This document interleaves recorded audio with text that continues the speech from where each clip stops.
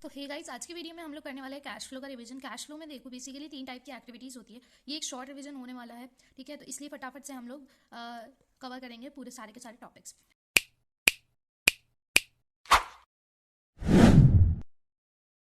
तो यहाँ पे कैश फ्लो में कितनी टाइप्स की एक्टिविटीज़ होती है? 3 टाइप की, ऑपरेटिंग, इन्वेस्टिंग और फाइनेंसिंग, ठीक है। सबसे पहले हम ऑपरेटिंग एक्टिविटी को डिस्कस करेंगे, ठीक है। एक चीज़ ध्यान रखना कि कैश इक्विवेलेंट में बैंक तो सबको ध्यान रखता है, बैंक बैलेंस, कैश बैलेंस, लेकिन करंट इन्वेस्टमेंट किसी को ध्यान नहीं रहता है। तो करंट इन्वेस्टमेंट इसमें कैश इक्विवेलेंट में आएगा एंड ये हमारी करंट एसेट नहीं है, ठीक है ना, याद रखना। अब ऑपरेटिंग एक्टिविटीज़ में हमारे पास में जो operating cash flow from operating activities में पहुंचने तक हमारे पास में कुछ पड़ाव होते हैं, तो उसको हमें क्लियर करना होता है। तो कैसे क्लियर होंगे, देखो फटाफट से। यहाँ पे सबसे पहले हमें लिखना है, सबसे पहले हमें कैलकुलेट करना है net profit before tax and extra ordinary item. तो ये कैसे कैलकुलेट करेंगे? जो हमें क्वेश्चन में प्रॉफिट गिवन होता है, प्रॉफिट फॉर द ईयर, इसमें हम क्लोजिंग माइनस ओपनिंग ले लेंगे, ठीक है। फिर प्लस करेंगे transfer to reserve, closing minus opening, balance जो भी होता है। फिर फाइनल डिविडेंड। यहाँ पे फाइनल डिविडेंड में अगर आपके पास प्रपोज डिविडेंड है तो प्रपोज डिविडेंड हमेशा लास्ट ईयर वाला लेना है, यानी प्रीवियस ईयर वाला लेना है। इंटरिम डिविडेंड जो लेना है वो आपको करंट ईयर वाला लेना है। फिर provision for tax made, provision for tax made आप लोगों को लेना है, इसका अकाउंट के थ्रू भी बनता है, तो वो भी अभी हम लोग देख लेंगे कि किस तरह से इसका अकाउंट बनता है। बेसिकली टैक्स का अकाउंट इस तरह से बनता है, ठीक है। यहाँ पे आपका ओपनिंग और क्लोजिंग बैलेंस आ जाएगा, फिर टैक्स यहाँ पे जो स्टेटमेंट ऑफ पी&एल वाला बैलेंस आ जाता है ना, और यहाँ पे जो बैलेंस आता है वो आपका उधर नीचे माइनस होता है, ठीक है। तो यहाँ पे प्लस कर देंगे एक्स्ट्रा ऑर्डिनरी आइटम्स, माइनस कर देंगे रिफंड ऑफ टैक्स, ठीक है। तो इससे मिल जाएगा मुझे नेट प्रॉफिट बिफोर टैक्स। अब operating profit before working capital changes कैसे निकलेगा? इसके लिए नेट प्रॉफिट बिफोर टैक्स में हमें ऐड करना है non operating non cash expenses, ठीक है। कैसे, तो क्या क्या होते हैं? जैसे depreciation, loss on sale, interest paid on debenture, interest paid on long term borrowing, amortisation की वैल्यू यानी इंटेंजिबल एसेट कोई राइट ऑफ हुई है तो, ठीक है। और increase in the PBD balance, यानी जो प्रोविजन फॉर बैड डेट्स होता है उसका बैलेंस अगर इंक्रीज हो गया तो वो हमारा बेसिकली एक एक्सपेंस है, ठीक है। उसके अलावा माइनस कर देंगे हम नॉन ऑपरेटिंग इनकम, जैसे interest receive from investment, dividend receive, rent received, gain on sale. तो इससे हमें मिल जाएगा operating profit before working capital changes, ठीक है। अब हमें निकालना है कैश फ्रॉम ऑपरेशन। तो फिर operating profit before working capital change में हम ऐड कर देंगे increase in current liability and decrease in current assets, और माइनस कर देंगे increase in current assets and decrease in current liability. तो इससे हमारा कैश फ्रॉम ऑपरेशन निकल जाएगा। फिर कैश फ्रॉम ऑपरेशन निकलने के बाद में हमें टैक्स पेड माइनस करना होता है। अगर क्वेश्चन में गिवन नहीं है tax paid, by default net of refund करना होता है। जैसे मान लो कि टैक्स हमें पे करना था 10,000, हमें रिफंड मिल गया उसका 2,000, तो हमें 8,000 यहाँ पे लिखना। तो यहाँ पे नेट टैक्स पे लिख देंगे। अगर क्वेश्चन में कुछ भी मेंशन नहीं है तो जो प्रोविजन फॉर टैक्स होता है वो ही हम कंसीडर करेंगे प्रीवियस ईयर का, यहाँ पे माइनस कर देंगे, ठीक है। फिर उसके बाद में प्लस कर देंगे एक्स्ट्रा ऑर्डिनरी आइटम, माइनस कर देंगे एक्स्ट्रा ऑर्डिनरी एक्सपेंस। मतलब जो ऊपर यहाँ पे हमने इधर हमने यहाँ पे हमने जो ऐड किया था वो यहाँ पे जाके माइनस हो जाएंगे, जो यहाँ पे माइनस किया था वो ऐड हो जाएंगे, and then cash flow from या फिर यूज इन ऑपरेटिंग एक्टिविटीज़ हमारे पास में आ जाएगा, ठीक है। अगर ये नेगेटिव आता है तो यूज इन, अगर ये पॉजिटिव आता है तो फ्रॉम, ठीक है। तो या आज की वीडियो में हम लोगों ने अभी तक क्या सीखा कि cash flow from operating activities हम लोग कैसे कैलकुलेट करते हैं। अब हम देखते हैं cash flow from investing activities. तो ये रहा cash flow from investing activity. Cash flow from investing activity निकालने के लिए हमें क्या करना होता है? सेल ऑफ एसेट ऐड करना होता है, रेंट रिसीव ऐड करना होता है, इंटरेस्ट रिसीव ऐड करना होता है, डिविडेंड रिसीव ऐड करना होता है, recovery from loan and advances add करना होता है। अब समझना बात को, जिस चीज़ से आपके पास में पैसा आ रहा है, जिस चीज़ से पैसा आ रहा है उसको ऐड कर दो, जिस चीज़ से पैसा जा रहा है उसको लेस कर दो, ठीक है। सेल ऑफ एसेट से आपके पास पैसा आएगा, रेंट रिसीव से आपके पास पैसा आएगा, इंटरेस्ट रिसीव पैसा आएगा, डिविडेंड रिसीव पैसा आएगा, recovery of loan and advances, जिसको आपने लोन दिया था उसने वापस से लोन पे कर दिया है, मतलब लोन का पैसा दे दिया है तो उससे पैसा आएगा। परचेज ऑफ एसेट से आपका पैसा जाएगा, असेट आएगी। यहाँ पे लोन्स एंड एडवांसेस ग्रांटेड, यानी लोन हमने दे दिया किसी को तो इससे पैसा हमारा जाएगा। तो cash flow from investing activities यहाँ पे आ जाएगा, कैश फ्लो फ्रॉम इन्वेस्टिंग या फिर यूज आएगा, ठीक है।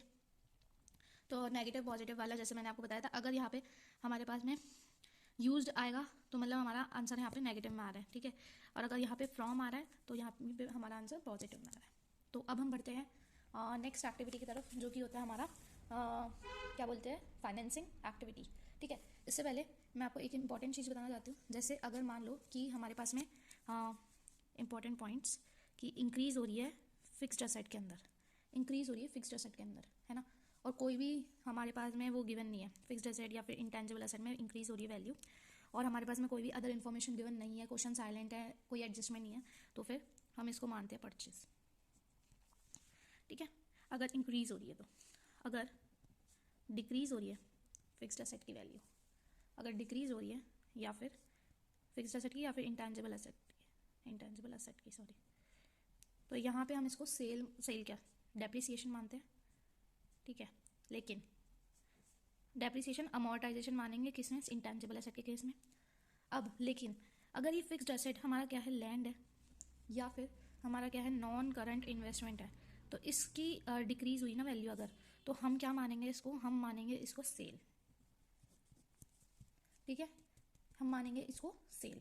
क्यों? क्योंकि लैंड और इस पे कभी भी क्या डेप्रिसिएशन लगता है, बिल्कुल नहीं, तो इसको हम लोग मानते हैं यहाँ पे सेल। ये चीज़ ध्यान रखना।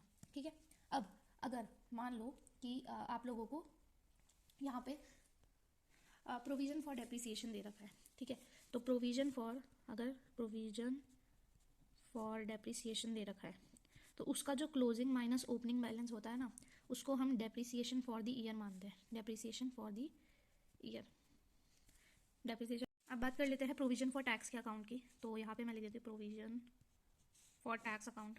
तो यहाँ पे कैसे बनता है ये, इस तरह से आप लोग लाइंस क्रिएट कर लो। ठीक है, यहाँ पे आपका आ जाएगा opening balance, by balance brought down, यहाँ पे आ जाएगा closing balance, to balance carried down. ठीक है, अब अगर हमें दे रखा है कि provision made during the year, तो उसको हम यहाँ पे लिखते हैं बाय स्टेटमेंट ऑफ P&L के नाम से। अगर हमारा प्रोविजन मेड हमें दिया है, ठीक है, provision for tax made during the year, तो यहाँ पे उसकी अमाउंट आती है। और फिर जो इसका जो बैलेंसिंग फिगर होता है उसको हम क्या बोलते हैं, टू बैंक अकाउंट के नाम से हम शो करते हैं, एंड इसको हम बोलते हैं टैक्स पेड। ठीक है, ये हमारा टैक्स पेड जो है ये हमारा लेस होता है ऑपरेटिंग एक्टिविटीज़ में से, सॉरी मैसेज आ गया था, ठीक है, इसलिए हिल गया थोड़ा। एंड ये जो है ये हमारा ऐड होता है ऑपरेटिंग एक्टिविटीज़ में। और ऑपरेटिंग एक्टिविटीज़ में भी कहाँ पे ऐड होता है, ऑपरेटिंग एक्टिविटीज़ में आपका वर्किंग नोट में जाके ये ऐड होता है। एंड ये जो माइनस होता है ना ऑपरेटिंग एक्टिविटीज़ में, ये लास्ट में जो मैंने आपको बताया था ना, यहाँ पे टैक्स पेड माइनस होता है नेट ऑफ पेमेंट, तो यहाँ पे ये होता है माइनस। ठीक है, सो हमने कर लिया है operating activity as well as investing activity. अब हम बढ़ते हैं फाइनेंसिंग एक्टिविटी की तरफ। तो cash flow from financing activity, cash flow from financing activity में बेसिकली इनफ्लो के लिए 3 ही आइटम होते हैं एंड आउटफ्लो के लिए बहुत ही लंबी लिस्ट है, तो बात कर लेते हैं एक एक करके।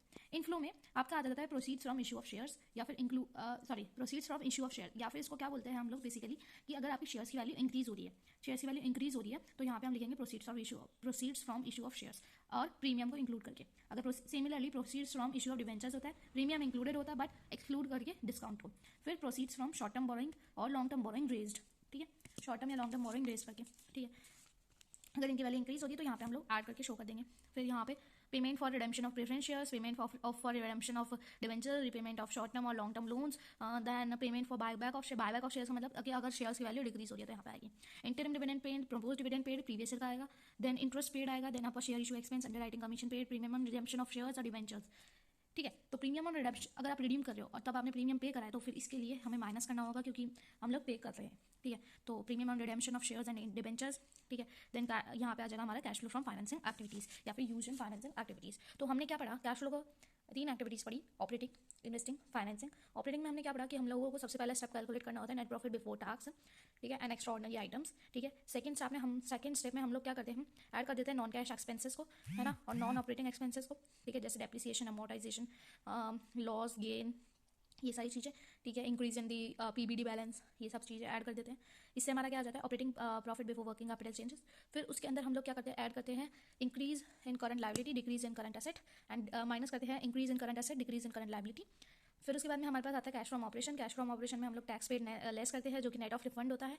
ठीक है, ये टैक्स पेड वो वाला टैक्स पेड है जो हमारा अकाउंट हमने जब बनाया था उसमें हमारा डेबिट साइड में शो हुआ था, सॉरी डेबिट साइड नहीं, हाँ डेबिट साइड में शो हुआ था। ठीक है, तो टैक्स पेड हम लोग यहाँ पे माइनस कर देते हैं, ऑपरेटिंग एक्टिविटीज़ में है। ठीक है, फिर उसके बाद में हमारा आता है टैक्स पेड माइनस हो गया, उसके बाद में हम लोग करते हैं एक्स्ट्राऑर्डिनरी इनकम या एक्स्ट्राऑर्डिनरी एक्सपेंसेस का एडजस्टमेंट हो जाता है। ठीक है, एक्सपेंसेस जो है जो पहले हमने ऐड करे थे वो लेस हो जाते हैं, जो लेस करते हैं वो ऐड हो जाते हैं वहाँ पे जो वर्किंग नोट में। ठीक है, वर्किंग नोट में हमने क्या क्या बनाया था, profit for the tax plus interim dividend plus propose dividend plus transfer to reserve minus हमारा रिफंड ऑफ टैक्स। ठीक है, इसके बाद में हमने क्या पढ़ा था, cash flow from investing activity. Investing activity में हमने क्या पढ़ा था, इन्वेस्टिंग एक्टिविटी में हमने पढ़ा कि सेल हो यानी जिससे पैसा आ रहा है उसको ऐड कर दो, जिससे पैसा जा रहा है उसको माइनस कर दो। ठीक है, ये हो गया, हमने कुछ इंपॉर्टेंट पॉइंट्स पढ़े, ये भी देख लेना। ठीक है, यहाँ पे प्रोविजन फॉर टैक्स का अकाउंट पढ़ा, यहाँ पे अगर हमें टैक्स पेड का बैलेंस गिवन है तो हम मेड का निकाल सकते हैं, अगर मेड का गिवन है तो पेड का निकाल सकते हैं। ओके, सो फिर हमने पढ़ा था क्या, फिर हमने पढ़ा था यहाँ पे फाइनेंसिंग एक्टिविटी का। फाइनेंसिंग एक्टिविटी में भी जिससे पैसा आ रहा है उसको ऐड करो, जिससे जा रहा है उसको लेस कर दो। ठीक है, ये बेसिकली फाइनेंशियल एक्टिविटीज़ होती है। ठीक है, उससे रिलेटेड में ये होता है। ठीक है, अब एक समराइज्ड वे में आप लोगों को इंपॉर्टेंट पॉइंट्स मैं यहाँ पे बता देती हूँ कि जैसे हमारे पास में इंटरेस्ट पेड होता है, ठीक है। तो इंटरेस्ट पेड का क्या एडजस्टमेंट होता है, सबसे पहले तो एक तो माइनस होता है यहाँ से फाइनेंसिंग एक्टिविटी से, माइनस होता है फाइनेंसिंग एक्टिविटी से। और इंटरेस्ट पेड हमने एक जगह और बढ़ा था, याद आ रहा है, याद आ रहा है, कुछ याद आ रहा है, ऐड कर देंगे ऑपरेटिंग एक्टिविटीज़ में, ऑपरेटिंग एक्टिविटीज़ में, ठीक है। फिर नेक्स्ट एडजस्टमेंट है इंटरेस्ट रिसीव्ड का। इंटरेस्ट रिसीव्ड हमारे पास में देखो, इसमें तो ऐड हो जाएगा फाइनेंसिंग एक्टिविटी में, इसमें तो ऐड हो जाएगा फाइनेंसिंग एक्टिविटी में, है ना। और इंटरेस्ट रिसीव्ड हमने एक जगह और पढ़ा था, एक जगह और पढ़ा था, याद करो, याद करो, सॉरी, इंटरेस्ट रिसीव्ड यहाँ पे इन्वेस्टिंग में ऐड होगा, गलती से लिख दिया मैंने, हाँ इन्वेस्टिंग एक्टिविटी में ऐड होगा। फाइनेंसिंग में नहीं पढ़ा हमने, फाइनेंसिंग में तो केवल 3 ही चीज़ें ऐड होती है, ठीक है। इंटरेस्ट रिसीव्ड हमने यहाँ पे पढ़ा था, ये इन्वेस्टिंग एक्टिविटी में ऐड होगा, ठीक है। एंड एक जगह और, एक जगह और जल्दी से बता दो, माइनस होता है, कहाँ पे होता है, ऑपरेटिंग एक्टिविटी में माइनस होता है, याद आ रहा है कुछ, ठीक है। तो यहाँ से ऑपरेटिंग एक्टिविटी में माइनस। फिर आता है प्रीमियम ऑन रिडेम्पशन, ठीक है। तो यहाँ इसके भी 2 केस है, इसके भी 2 केस है, कहाँ कहाँ, सबसे पहले तो अभी अभी हमने पढ़ा है premium on redemption in the financing activities, ठीक है। तो यहाँ पे फाइनेंसिंग एक्टिविटीज़ में हम लोग इसको कर देंगे less in financing activities. And एक जगह और पढ़ा था, याद करो याद करो याद करो याद करो, ये एक बहुत ही ज़्यादा इंपॉर्टेंट एडजस्टमेंट है प्रीमियम ऑन रिडेम्पशन की, कि एक तो लेस हो जाती है ये फाइनेंसिंग एक्टिविटी में, ठीक है।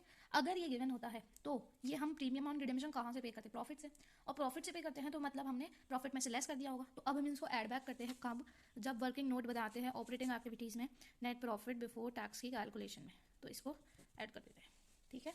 देन हमारा एक नेक्स्ट आता है कि जो असेट है उसकी वैल्यू अगर हमारे पास में इंक्रीज़ हो जाती है, ठीक है, उसकी वैल्यू अगर हमारे पास में इंक्रीज़ हो जाती है, तो असेट की वैल्यू इंक्रीज़ हुई मतलब ये हमारे पास में असेट का बैलेंस इंक्रीज़ हो गया है, ठीक है। जो हमने पढ़ा था कि असेट का बैलेंस अगर इंक्रीज़ हो रहा है तो उसको हम क्या कंसिडर करेंगे, उसको हम कंसिडर करेंगे परचेस, ठीक है। एंड अगर असेट की वैल्यू डिक्रीज़ हो रही है तो इसको डेप्रिसिएशन कंसिडर करेंगे, until and unless excluding land non current investment, land and non current investment ये कहाँ जाते हैं, ये बेसिकली सेल्स मानी जाती है, ठीक है। एंड ये जो परचेज है ये हमारी कहाँ जाती है, ये हमारी लेस होती है इन्वेस्टिंग एक्टिविटी में से, ये हमारी ऐड होती है इन्वेस्टिंग एक्टिविटी में, और ये जो डेप्रिसिएशन है ये मेरा ऐड होता है ऑपरेटिंग एक्टिविटी में। क्लियर है, तो ये चीज़ समझ आ गई होगी। एक लास्ट केस और आता है जो कि आता है आपका प्रपोज डिविडेंड का, एक और केस है इसके बाद में। प्रपोज डिविडेंड का क्या केस है कि अगर ये दिया हुआ है तो हमें सबसे पहले तो प्रीवियस ईयर का कंसिडर करना है, करंट ईयर को भूल जाओ, करंट ईयर को भूल जाओ, ठीक है। करंट ईयर का कोई भी काम नहीं है तो करंट ईयर को भूल जाओ। प्रीवियस ईयर का प्रपोज डिविडेंड कहाँ कहाँ आता है, सबसे पहले तो हम लोग इसको ऐड करते हैं कहाँ पे, वर्किंग नोट में नेट प्रॉफिट बिफोर टैक्स को कैलकुलेट करते समय इन ऑपरेटिंग एक्टिविटीज़, ठीक है। और दूसरा यहाँ पे कहाँ पे करते हैं हम लोग, अभी हमने किया था लेस करा था फाइनेंसिंग एक्टिविटी में से, देख सकते हो, ठीक है। तो ये हो गया। अब लास्ट एडजस्टमेंट जो हमारा आता है वो आता है टैक्स मेड एंड पेड।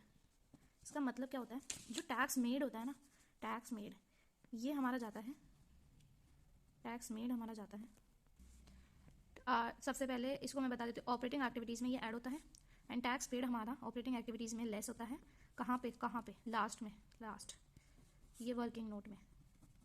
अब टैक्स मेड जो होता है उसको हम टैक्स मतलब प्रोविजन फॉर टैक्स अकाउंट में हम लोग इसको शो करते हैं कहाँ पे, क्रेडिट साइड में स्टेटमेंट ऑफ P&L के नाम से, ठीक है।